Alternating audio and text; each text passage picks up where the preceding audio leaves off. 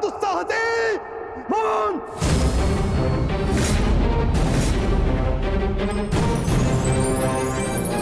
तेरा इतना दुस्साहस कि तू मुझे पौंद्र का वासुदेव को ढोंगी कहता है, मूर्ख! शांत हो जाओ मित्र, शांत हो जाओ। पौंद्र, कांड का यह तात्पर्य नहीं था। मेरा यही तात्पर्य था। ये ढोंगी है।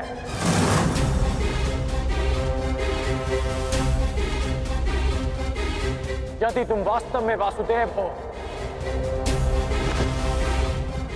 तो मुझे निशस्त्र करके दिखाओ। मैं तुम्हें चुनौती देता हूं। पौंद्रक वासुदेव को चुनौती?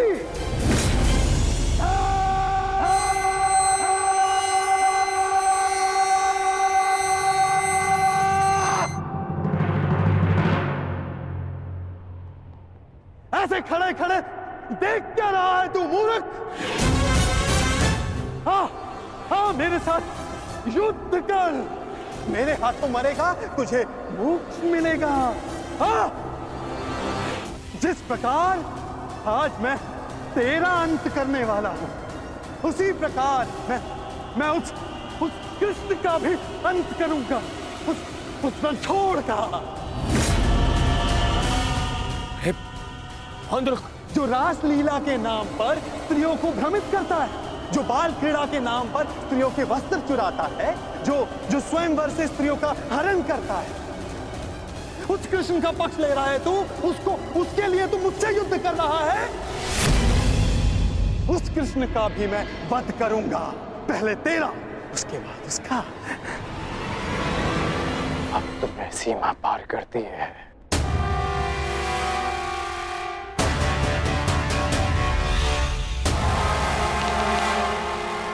नहीं मित्र, नहीं मित्र, आज इस पौंद्र का अंतिम दिवस है।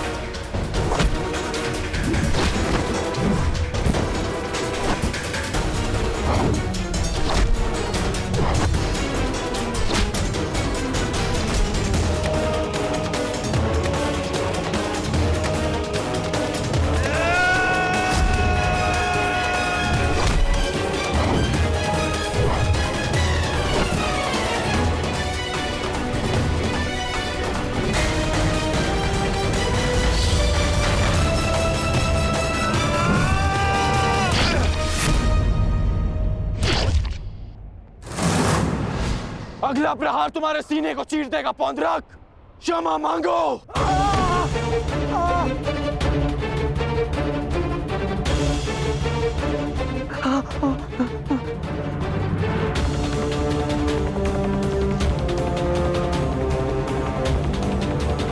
अब बोलो, क्या कह रहे थे तुम? कौन हो तुम? मैं ही हूं वास्तविक वासुदेव। पौंद्रक वासुदेव मैं ही हूं। पाखंडी! नहीं गण मित्र, नहीं नहीं मित्र। रुक जाओ अंगराज।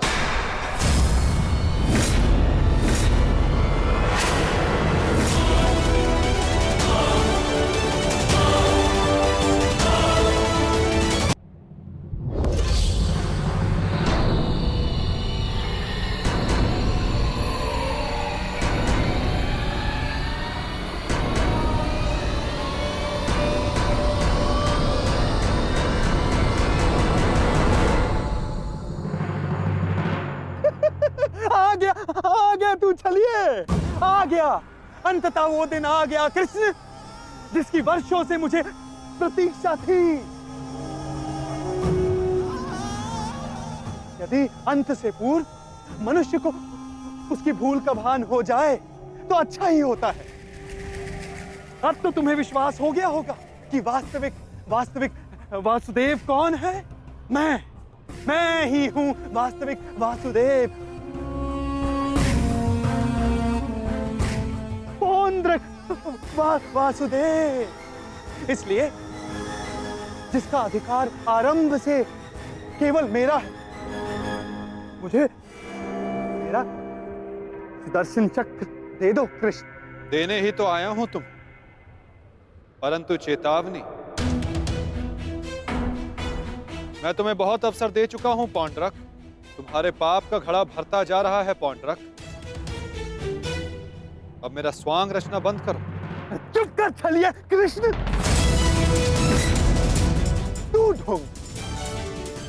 तू छलिया मुझे बताएगा कि अब मुझे क्या करना चाहिए और क्या नहीं।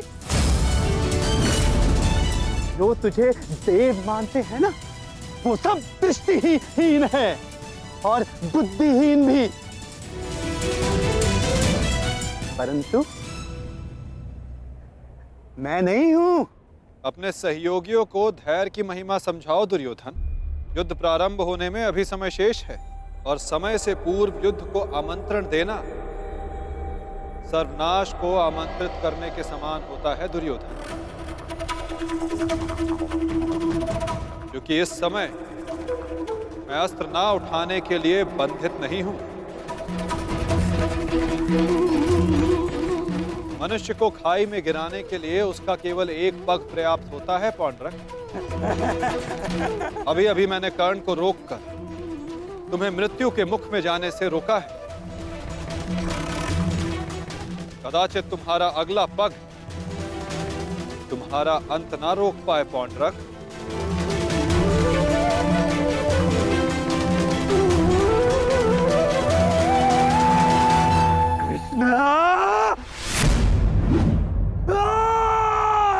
बंद कर ये भाषण छलिए।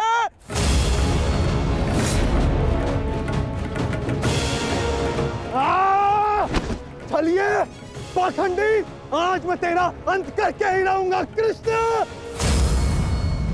पहले रखो मित्र, क्रोध मुझे भी आ रहा है। अपने क्रोध को युद्ध के लिए बचा के रखो।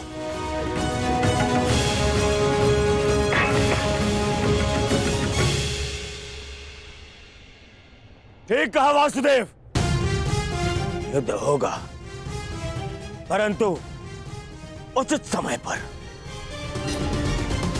और उचित स्थान पर, उस महायुद्ध के प्रथम दिवस पर मैं आपको उत्तर अवश्य दूंगा।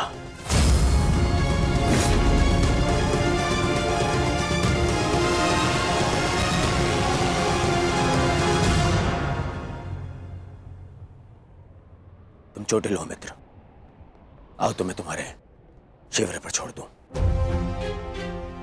आओ।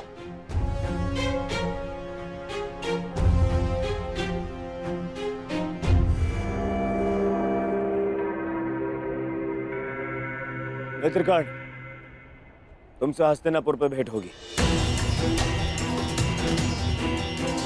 आशा है तब तक तुम अपने इस भ्रम से निकल जाओगे और तब तुम समझोगे कि मेरा चुनाव उचित था। आशा तो मुझे थी मित्र कि तुम अपने भ्रम से निकलकर वास्तविक शक्ति को पहचानोगे, परंतु अब कोई लाभ नहीं। जो हानि तुमने स्वयं को और हम सबको पहुंचानी थी, वो तुम पहुंचा चुके हो। चल मोटे, आज कृष्ण, मैं अपना सुदर्शन चक्र तुझसे लेकर रहूंगा, जिस पर आरंभ से केवल मेरा अधिकार था, है और रहेगा।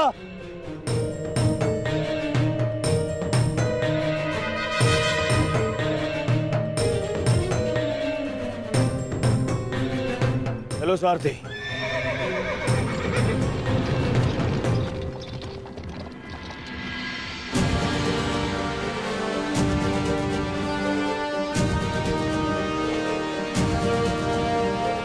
प्रणिपात वासुदेव,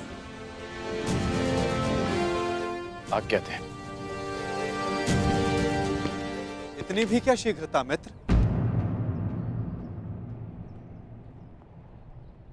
सारथी रह चुका हूं तुम्हारा। आज भी अपने रथी का मन पढ़ सकता है ये नटवर। समझता हूं कि तुम व्यथित हो। क्या अपने मन की बात अपने सारथी से नहीं कहोगे तुम?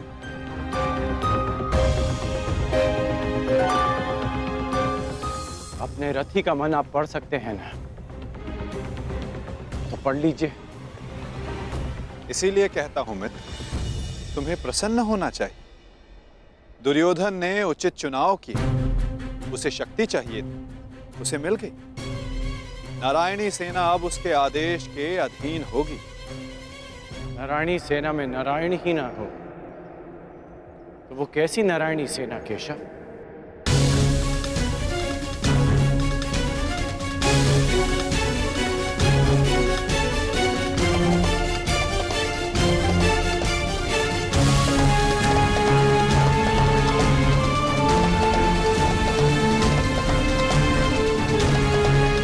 जो दुर्योधन ना पहचान सका, वो आप जानते हैं, और उसे मैं भी देख सकता हूं। जिस क्षण उसने आपको त्याग कर सेना को चुना, उसी क्षण उसने विजयश्री थाल में सजाकर पांडवों को भेंट कर दी।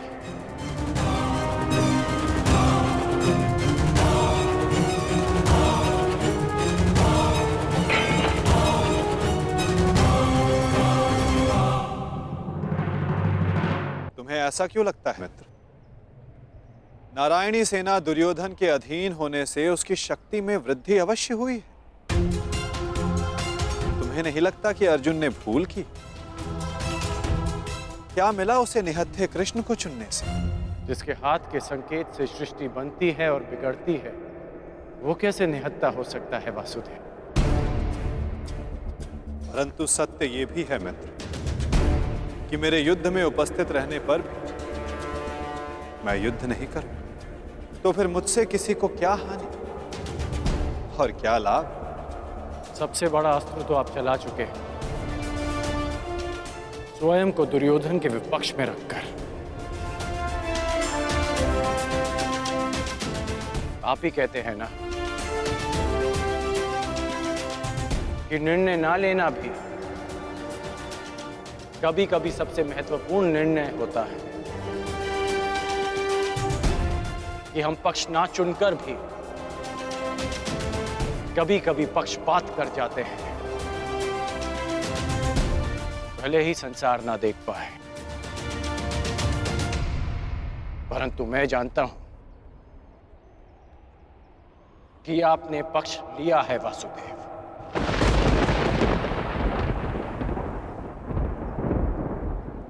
नहीं मित्र, मैं किसी का पक्ष नहीं लेता।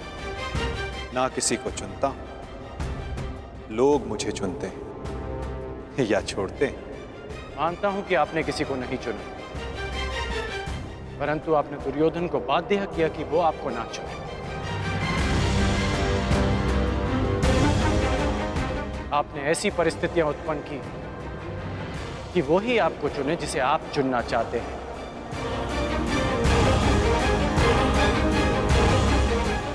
क्या ये एक प्रकार का पक्षपात नहीं वासुदेव?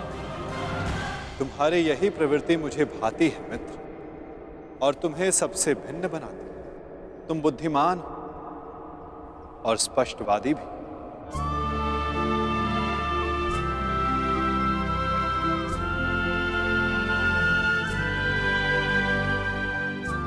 ऐसा होकर भी क्या लाभ वासुदेव, जब मैं आपका साथ ना पा सका।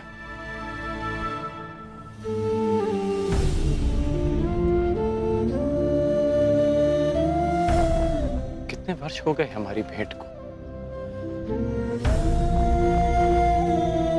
जब से हम मिले हैं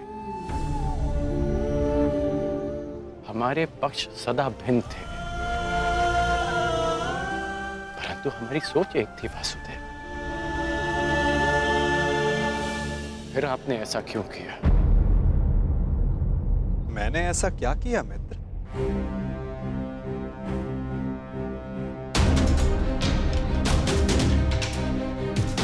आप सब जानते हैं फिर भी ये प्रश्न कर रहे हैं।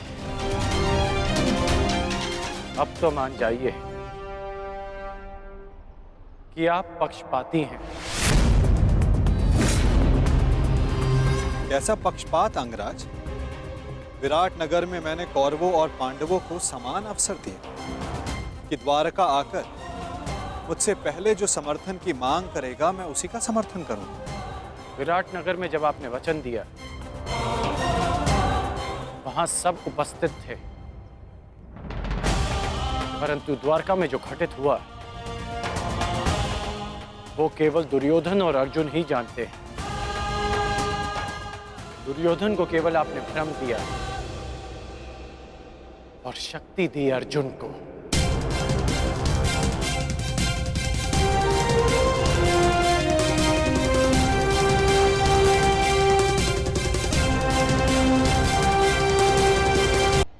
द्वारका में जो घटित हुआ वो केवल दुर्योधन और अर्जुन ही जानते हैं। दुर्योधन को केवल आपने भ्रम दिया और शक्ति दी अर्जुन को। नारायणी सेना को चुनना दुर्योधन का चुनाव था मित्र। मैंने तो उसे केवल विकल्प दिए। अब दुर्योधन ने क्या चुना ये तो उसका निर्णय है। इसमें मैं क्या कर सकता था? आप जो कर सकते थे आपने किया माधव, और उसका परिणाम वही हुआ जो आप चाहते थे। यदि आप पक्षपाती नहीं होते तो अर्जुन को देखते ही आप उससे पूछते कि वो युधिष्ठिर के स्थान पर वहां क्या कर रहा है, परंतु आपने ऐसा नहीं किया। यदि तुम दुर्योधन के चुनाव पर निराश हो तो खेल मैंने नहीं, उसके दम, उसके लालच, उसके अहंकार ने खेला है मित्र।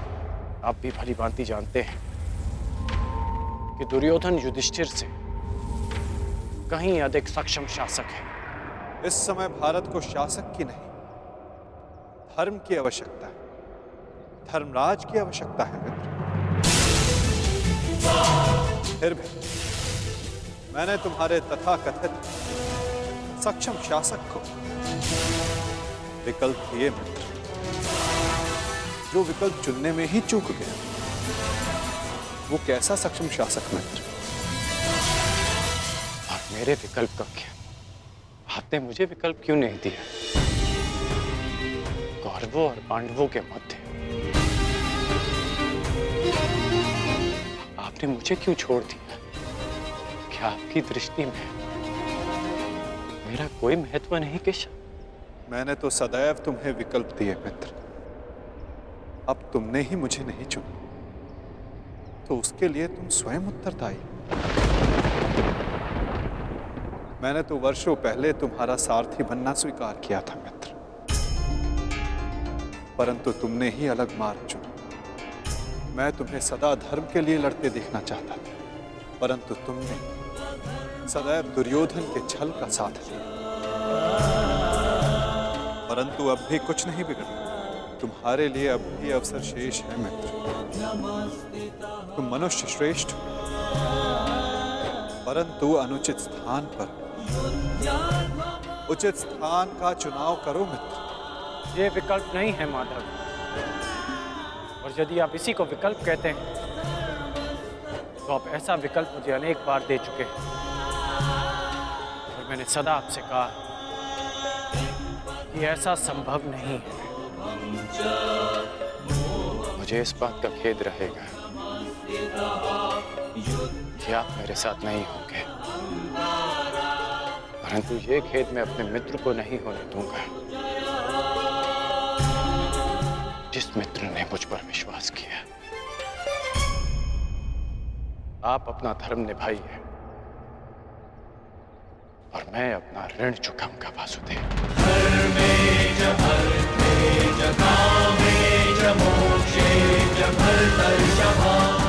युद्ध में भेंट होगी। प्रणिपात वासुदेव।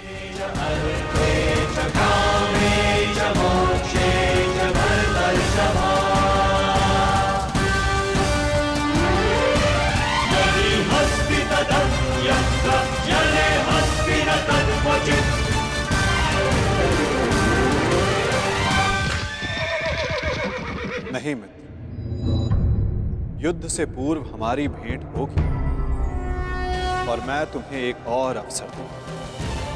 तुम्हें आभास कराऊंगा कि जितना सम्मान तुम्हें चाहिए उससे कहीं अधिक सम्मान के योग्य हो तुम। अगली भेंट में तुम्हारी वास्तविकता से भेंट करवाऊंगा मित्र। तुम्हें ज्ञात होगा कि तुम वास्तव में कौन हो। आशा है कि उस दिन तुम उचित विकल्प चुनोगे मित्र।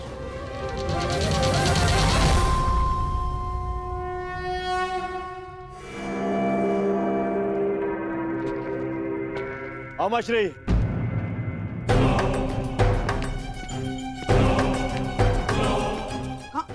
कहाँ थे तुम? मैं कब से तुम्हारी प्रतीक्षा कर रहा हूँ। बताओ क्या हुआ द्वारका में?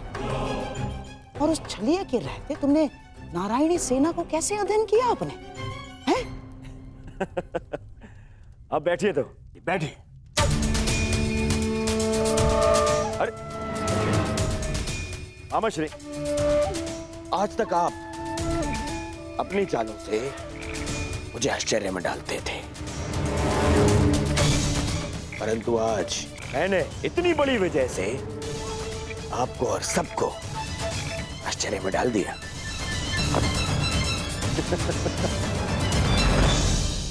सब इतने प्रसन्न हैं मेरे इस निर्णय से,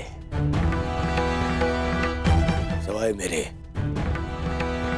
मित्र कर्ण के। समझ में नहीं आता उसे अभी भी ऐसा क्यों लगता है कि मुझे सेना को छोड़ के उसने हत्ते कृष्ण को चुनना चाहिए था।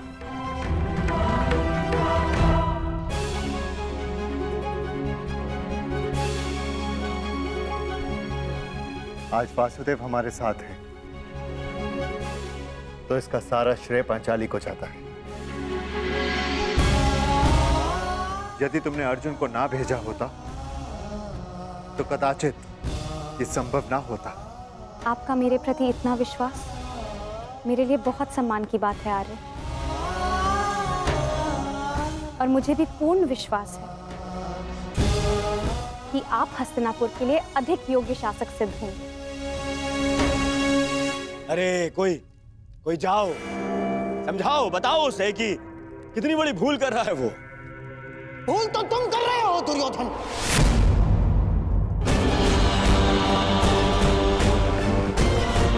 आज पहली बार मैं कर्ण से सहमत हूं। तुम्हें नारायणी सेना के स्थान पर कृष्ण को ही चुनना था। ये क्या कर लिया तुमने? अरे मैंने क्या किया मामाश्री?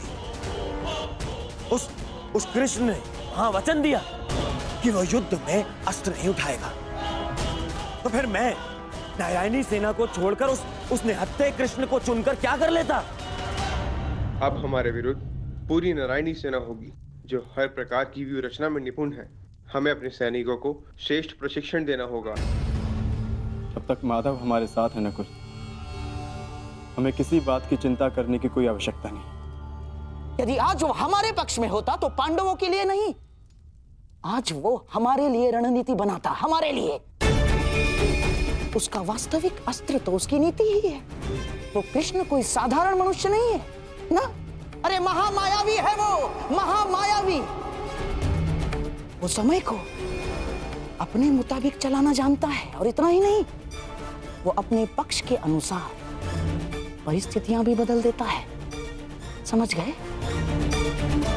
इसीलिए हम आरंभ से चाहते थे कि पांडवों से कैसे अलग कर दिया जाए उस छलिए को, परंतु तुमने इतना बड़ा अवसर गवा दिया। क्या किया ये है? क्या कर दिया ये तुमने? अरे समझ में नहीं आता है मुझे, क्यों सब उस कृष्ण से इतना भयभीत हैं? क्यों?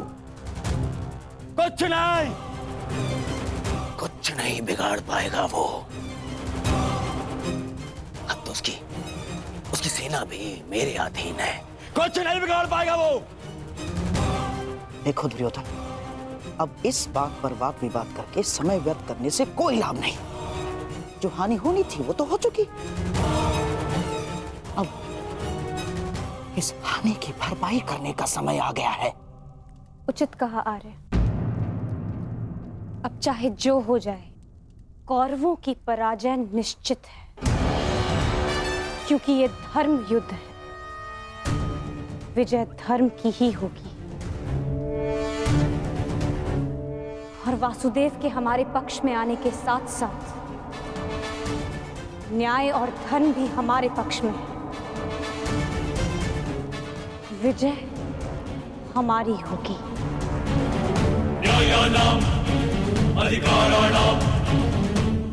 ये महाभारत भारत का नवनिर्माण करेगा।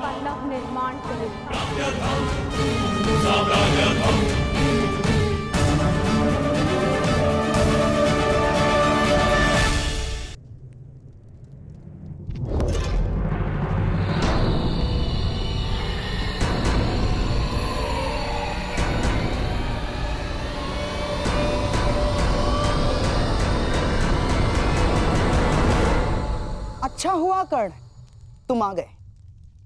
हम तुम्हारी प्रतीक्षा कर रहे थे।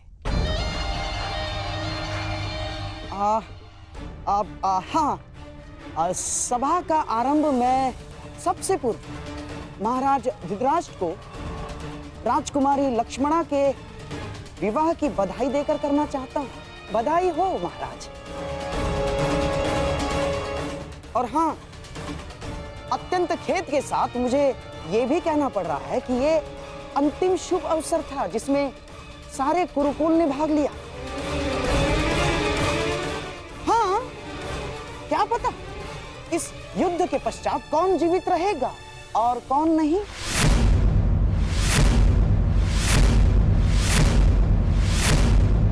स्पष्ट रूप से कहिए गंधार राज, आपका तात्पर्य क्या है? अब से पूर्व तो आपने इस प्रकार के विचार कभी प्रकट नहीं किए, और अब जब दुर्योधन ने कृष्ण को ना चुनकर नारायणी सेना को चुना है, तो अब इस प्रकार के विचार क्यों? आपका प्रश्न उचित है महामहिम, परंतु यदि मैं अपनी भूल स्वीकार भी करता हूं, तो क्या वो भूल मैं सुधार सकता हूं? कर्ण, तुम्हारा इस विषय में क्या कहना है? मेरा मानना है कि हमें वार्तालाप में समय व्यर्थ नहीं करना चाहिए। हमें अपनी सेना को प्रशिक्षण देकर उन्हें और शक्तिशाली बनाना होगा। अपनी सेना में अधिक से अधिक महान योद्धाओं को एकत्रित करना होगा। मेरा एक और मानना है कि हमें युद्ध के लिए तत्पर रहना चाहिए।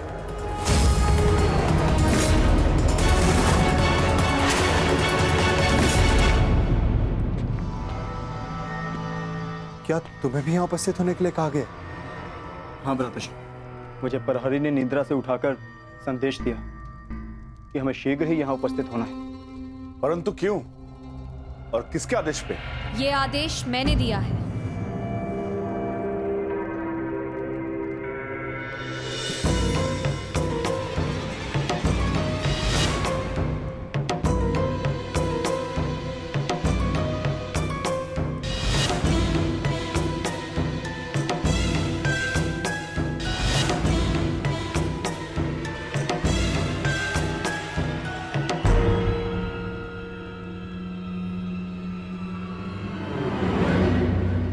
पांचाली, इतनी रात में तुम ये? क्योंकि ये समय सोने का नहीं है धर्मराज, जागने का है। और जो बात मैं कहना चाहती हूँ उसके लिए सूर्योदय की प्रतीक्षा नहीं कर सकती। ऐसा क्या है पांचाली?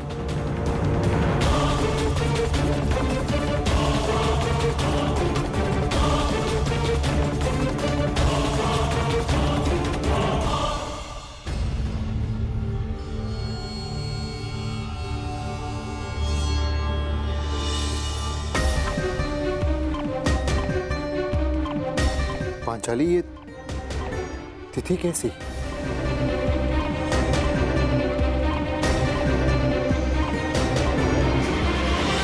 ये वो तिथि है आर्य जिस दिन हम कौरवों के विरुद्ध युद्ध आरंभ करेंगे। यदि ये युद्ध हुआ तो कितने योद्धा और कितने सैनिक मारे जाएंगे? महाराज, इस तथ्य से सभा में उपस्थित सभी मनुष्य अवगत हैं। हाँ, ये भी तो हो सकता है कि हम में से किसी को युद्ध में जाने की आवश्यकता ना पड़े।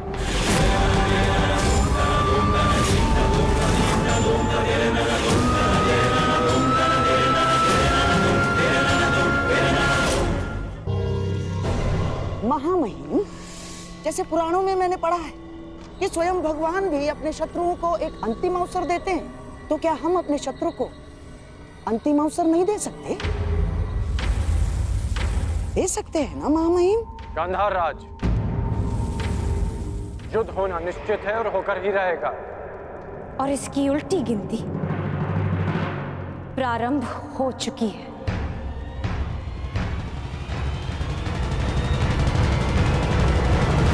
मैं तुम्हारे विचारों से सहमत नहीं हूं। जितना असहमत मैं गंधार नरेश की सोच से हूं, उतना ही असहमत मैं इस निष्कर्ष से हूं। हर परिस्थिति में संधि युद्ध से श्रेष्ठ होती है। हमें पांडवों से संधि वार्ता कर लेनी चाहिए। युद्ध अभी प्रारंभ नहीं हुआ है महाराज, हम इसे रोकने का प्रयास कर रहे हैं। हमें पांडवों से शांति वार्ता करनी चाहिए।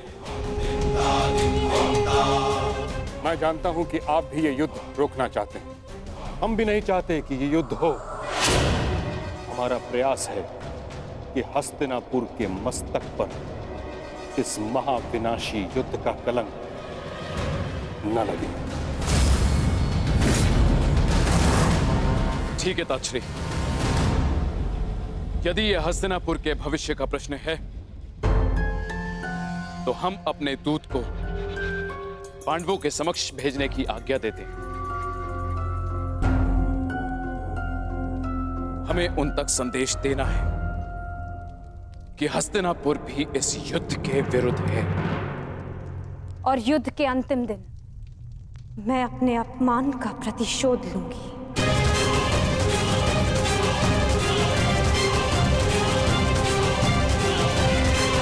जिस दिन दुर्योधन का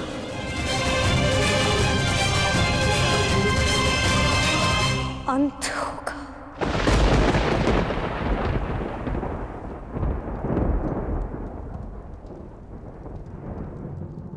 महाराज, ऐसे ये मेरा अंतिम निर्णय है कर्ण।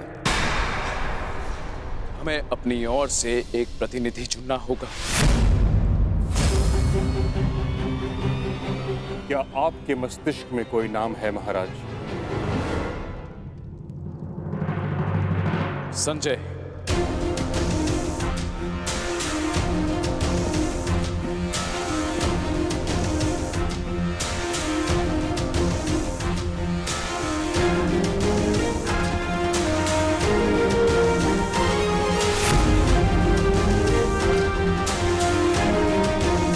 प्रणिपात महाराज।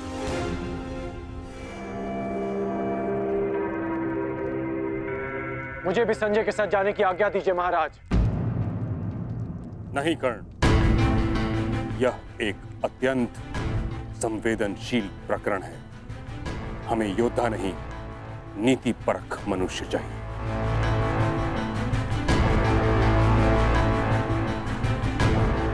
विदुर, तुम संजय के साथ जाओगे।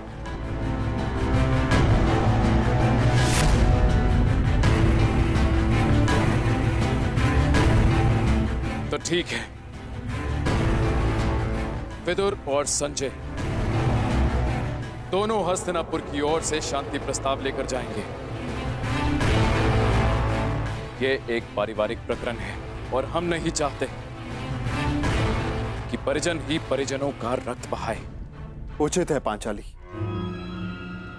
उचित है। अब ये युद्ध तुम्हारे बताए हुए दिन ही आरंभ होगा।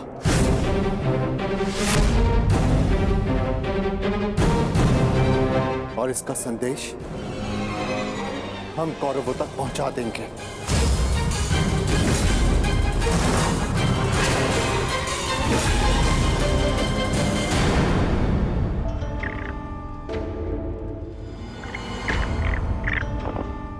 अपने खेल पर ध्यान रखो दुर्योधन, नहीं तो तुम मुझे परास्त नहीं कर पाओगे। क्षमा कीजिए महाश्री, आपके इस अवसर में आपके जितना कौशल नहीं है मेरा, और खेल में मेरा ध्यान नहीं लग रहा है, क्योंकि मुझे समझ में ही नहीं आ रहा है कि आपने ऐसा किया क्यों। मैं पांडवों के समक्ष प्रस्ताव ले जाने के विरुद्ध था, आपने मुझे बाध्य किया। क्यों? आप पांडवों का विनाश नहीं चाहते? आप बदल गए क्या? क्यों आपने पिताश्री को शांति प्रस्ताव ले जाने के लिए मनाया? तुम्हें क्या लगता है दुर्योधन, क्या यह शांति प्रस्ताव युद्ध को रोक पाएगा? कदापि नहीं। अब यह युद्ध होकर रहेगा। इस युद्ध को कोई नहीं रोक सकता। अरे तो फिर संजय और विदुर को शांति प्रस्ताव लेकर क्यों भिजवाया आपने? प्रयास क्यों ना बताइए ना। बताता हूं। समझो दुर्योधन, जिस प्रकार हम दूत भेजेंगे उसी प्रकार वहां से भी उन्हें दूत भेजना होगा ना। तुम्हें क्या लगता है कौन आएगा दूत बन के पांडवों की तरफ से? कौन आएगा? वही जो दर्शाता तो यही कि उसका किसी भी निजी प्रकरण से कोई संबंध नहीं, परंतु जो हर प्रकरण में बीच में घुस आता है, जो मेरे हर छल को अपनी बुद्धि के बल से असफल कर देता है, वो जिसकी मनोहर बातों का व्यू गुरु द्रोणाचार्य के चक्रव्यूह से भी अधिक शक्तिशाली है, वो जो हस्तिनापुर के सिंहासन पर तुम्हें नहीं उन पांडवों को बिठाना चाहता है। वही छलिया, वही वासुदेव कृष्ण। ये तो उसमें हंसने वाली क्या बात है? उसका क्या? बताता हूं।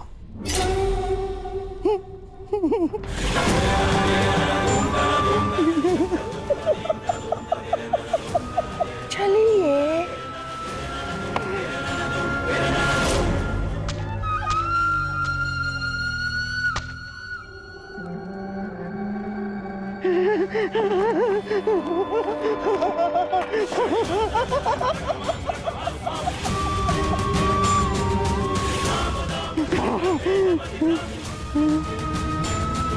कृष्ण यहाँ आएगा तो अवश्य, परंतु जा नहीं पाएगा।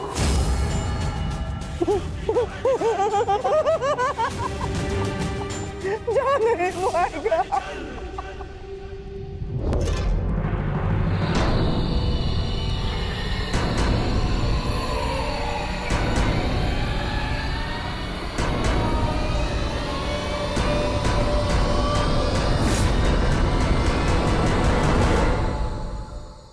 आपका क्या मत है वासुदेव? मैं इस प्रकरण में सम्मिलित ही नहीं हूं संजय महोदय, इसलिए इसका निर्णय भी युधिष्ठिर और दुर्योधन पर निर्भर करता है। परंतु मेरा यह कर्तव्य है कि मैं आप लोगों के विचारों को जानूं, क्योंकि शांति प्रस्ताव के लिए आप सबके समक्ष मुझे भेजा गया है और मैं ये आशा करता हूं कि धर्मराज भी शांतिपूर्वक इस प्रस्ताव पर विचार करेंगे। वो तो इस पर निर्भर करता है कि आपके युवराज का क्या विचार है। मैं केवल महाराज धृतराष्ट्र का संदेश लेकर आया हूं वासुदेव। युवराज दुर्योधन के विचार मैं नहीं जानता, क्योंकि मेरे पास दिव्य दृष्टि नहीं है। किसे ज्ञात संजय महोदय, किसी दिन आपको दिव्य दृष्टि मिल जाए और आप वो देख पाए जो सबके लिए संभव ना हो।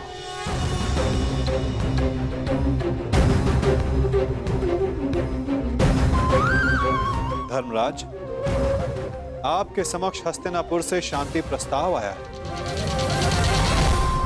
क्या विचार है आपका?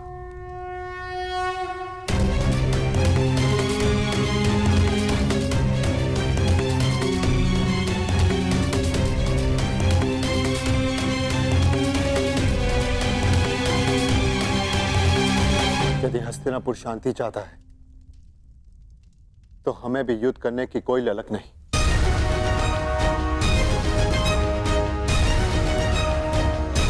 जब पितामह ने पहल की तो उनके निर्णय का मैं सम्मान करूंगा,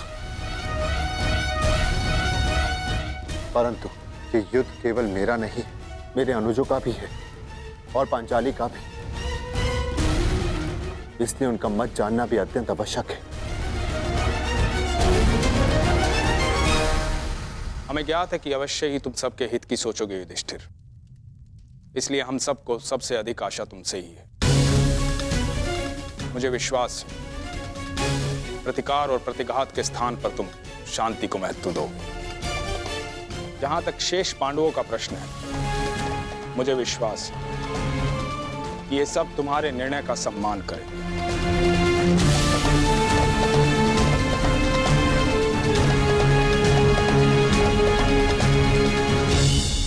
विचार विमर्श करके उत्तर दे धर्मराज, क्या निर्णय होगा आपका?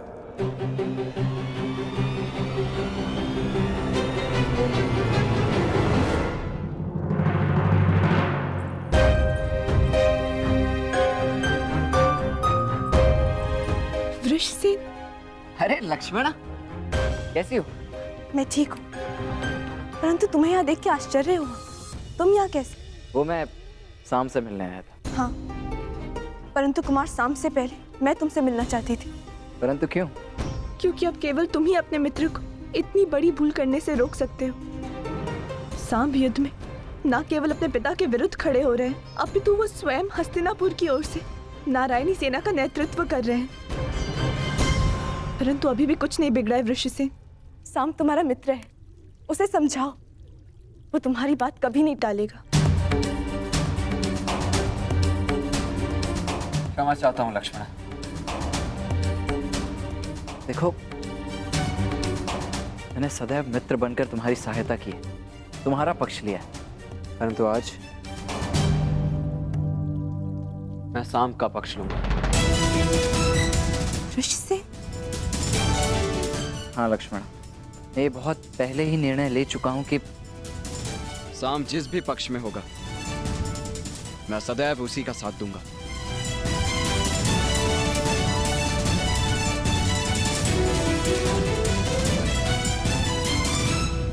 परंतु तुम्हें चिंता करने की आवश्यकता नहीं है लक्ष्मण।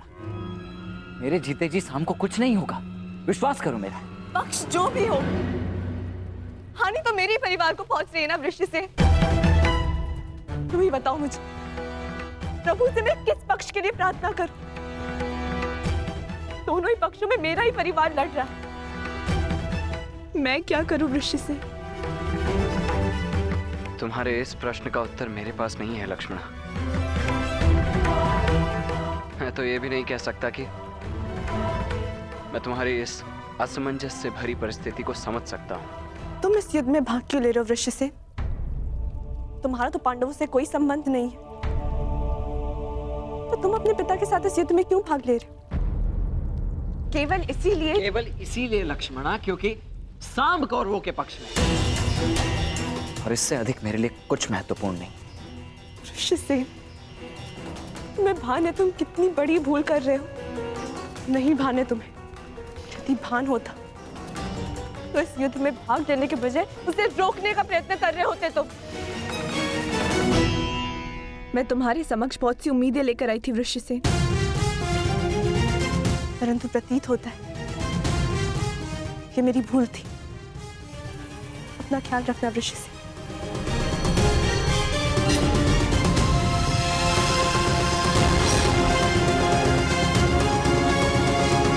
अब मैं तो क्या, कोई भी इस युद्ध को होने से रोक नहीं सकता है लक्ष्मण। तुम्हारा अपमान मुझे स्मरण है पांचाली, परंतु इस महायुद्ध में केवल महाविनाश होगा। दोषियों को दंड अवश्य मिलेगा, परंतु सहस्त्रों लाखों निर्दोषों के प्राण भी जाएंगे। न जाने कितने परिवार बिखर जाएंगे पांचाली, कितने परिवार। और न्याय का क्या धर्मराज? ये युद्ध न्याय का है, और आपकी ली हुई प्रतिज्ञा का क्या? अरे भीम, मैं कुछ नहीं भूला हूं पांचाली, ना ही तुम्हारे अपमान को, ना ही मेरी प्रतिज्ञा को। और जहां तक बात है इस शांति प्रस्ताव की, तो मैं इससे बिल्कुल सहमत नहीं। परंतु पांचाली, हम सब तुम्हारा मत जानना चाहते हैं, क्योंकि यह प्रस्ताव स्वयं पितामह और महाराज के द्वारा भेजा गया है, और इसे ऐसे ही ठुकराया भी नहीं जा सकता। आप भूल रहे हैं वृकोदर, उस सभा में श्रद्धेय पितामह और महाराज धृतराष्ट्र भी उपस्थित थे, और वो भी मेरा अपमान होने से नहीं रोक पाए थे। मुझे लगा था कि वनवास पूर्ण होने के पश्चात हम सबके जीवन का एक ही उद्देश्य है, कौरवों का विनाश।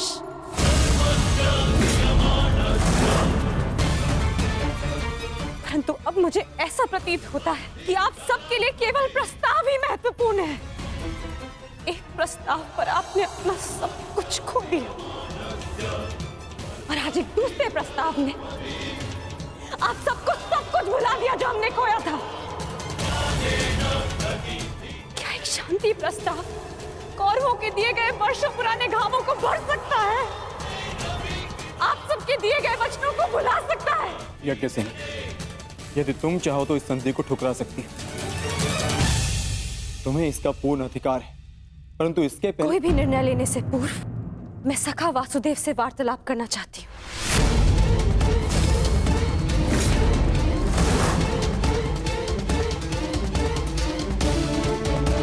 क्या हुआ? सखा कहाँ है? वो हस्तिनापुर के लिए प्रस्थान कर रहे हैं। परंतु क्यों? परंतु क्यों? पांडवों की ओर से शांति दूत बनकर।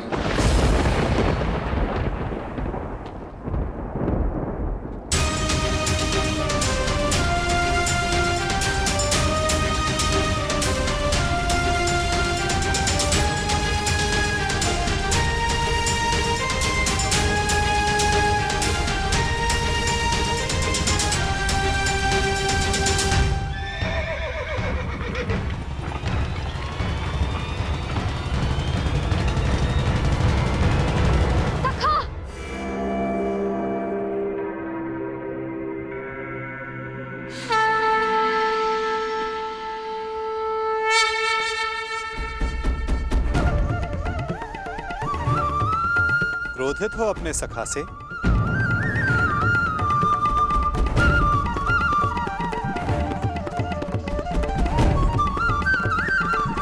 क्रोधित हो अपने सखा से?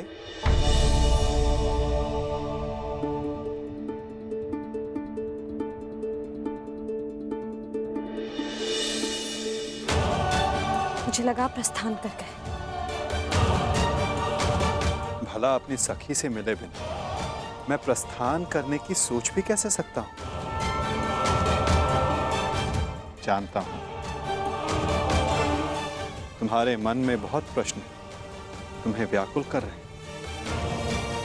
जो कुछ भी तुम्हारे हृदय में है कह सकती है। मैं वचन देता हूं तुम्हारे हर प्रश्न का उत्तर देगा ये सखा। ठीक है, तो बताइए कहाँ जा रहे थे आप? हस्तिनापुर, पांडवों के शांति दूत बनकर? अपनी सखी का अपमान भूल गए आप सखा? अपमान करने वालों के समक्ष संधि का प्रस्ताव लेकर जा रहे हैं आप? मुझे आपसे ये आशा नहीं थी सखा। आप उन दोषियों से गले मिलने को तत्पर हो गए जिन्होंने मेरे... क्या यही आपका न्याय है सखा कि आप मेरा मत जाने बिना ही जा रहे थे?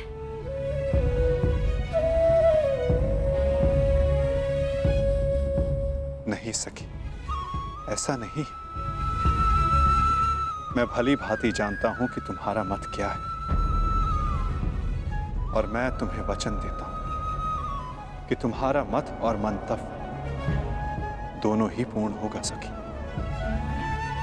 और इसीलिए मैं हस्तिनापुर जा रहा हूं। जो कह रहे हैं मुझे समझ नहीं आ रहा है सखा। मैं शांति दूत बनकर इसलिए जा रहा हूं सखी क्योंकि पहले संदेश हस्तिनापुर से आया है, परंतु अभी शांति प्रस्ताव स्वीकार नहीं हुआ है। मैं इसलिए जा रहा हूं ताकि कोई ये ना कह सके कि शांति प्रस्ताव होते हुए भी पांडवों ने आक्रमण किया, या फिर शांति प्रस्ताव का उत्तर नहीं दिया। मैं आपके इस उत्तर से संतुष्ट नहीं हो सका।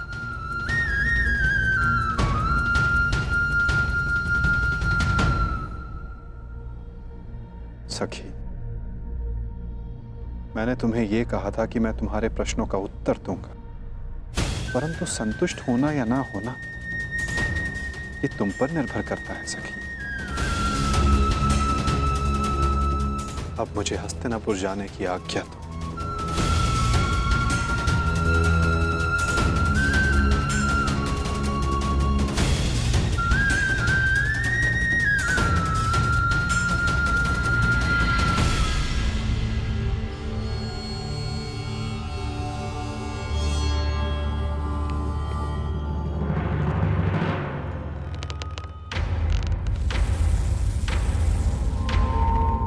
कहाँ थे पुत्र? द्वारका। परंतु क्यों? मैं पहले ही बता चुका हूं कि मैं इस युद्ध में भाग ले रहा हूं, और उसी पक्ष से लड़ने वाला हूं जिस पक्ष से मेरा मित्र साम लड़ने वाला है। साम युवराज दुर्योधन के पक्ष में है, और इसीलिए मैं भी वही हूं। मौन क्यों है? समझाइए, इसे रोकिए। अपने पति को अपने आराध्य वासुदेव के विरुद्ध खड़ा देखना क्या कम था, जो अब मेरा पुत्र भी उनके विरुद्ध खड़ा होगा? नहीं, मैं तुम्हें इस युद्ध में भाग नहीं लेने दूंगी। कुछ नहीं होने दूंगी तुम्हें।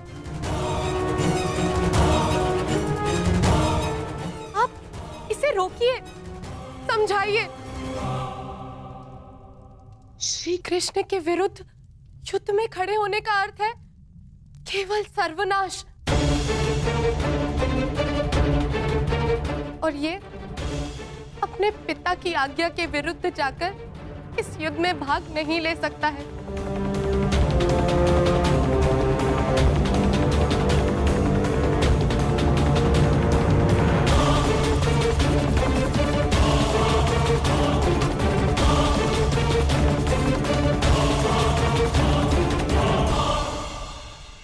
जब तुमने मुझ पर बाण छोड़ा तो तुमने मेरे सीने को लक्ष्य बनाया था,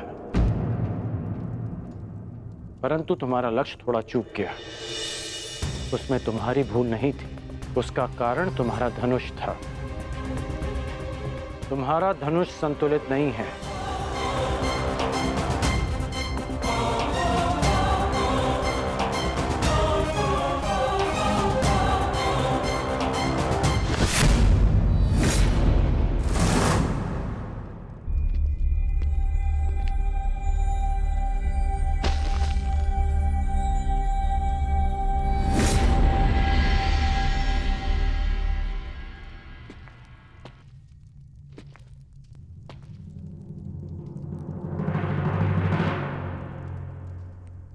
ये बिल्कुल संतुलित धनुष है, इसे मैंने अपने हाथों से बनाया है। जो तुम्हें इसी का प्रयोग करना है। लक्ष्य कभी नहीं चूकेगा।